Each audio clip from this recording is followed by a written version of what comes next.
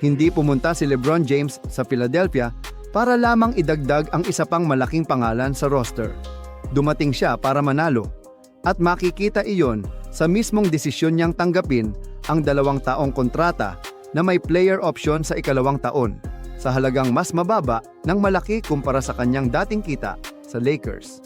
Sinabi mismo ni LeBron na gusto pa niyang mag-compete, magtrabaho at magkaroon ng pagkakataong makuha ang isa pang championship. Ang magiging plano niya ay maaaring iba na kumpara sa mga nakaraang season. Ayon sa mga ulat, inaasahang gagamitin siya ng Sixers ng malaki bilang point guard kung saan mas madalas nasa kanyang kamay ang bola.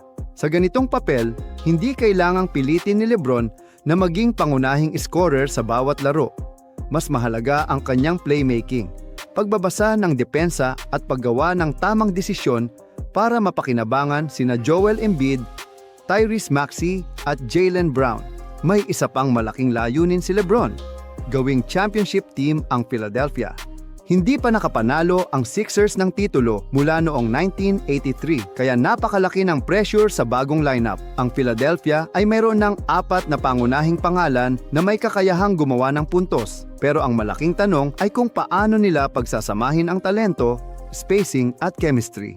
Para kay LeBron, mahalaga ring maging matalino sa paggamit ng kanyang katawan. Sa edad na 41, hindi na kailangang siya ang magdala ng buong koponan sa bawat gabi.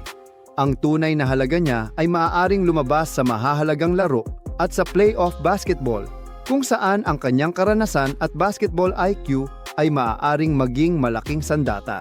At mukhang seryoso rin ang Philadelphia sa pagbuo ng roster sa paligid niya.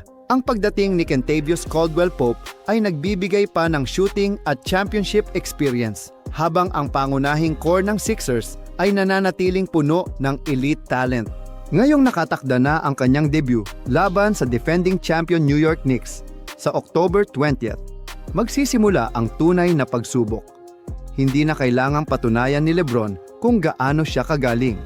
Ang kailangan niyang patunayan ngayon ay kung kaya niyang pagsamahin ang isang napakalaking grupo ng talento at gawing isang tunay na championship team ang Philadelphia.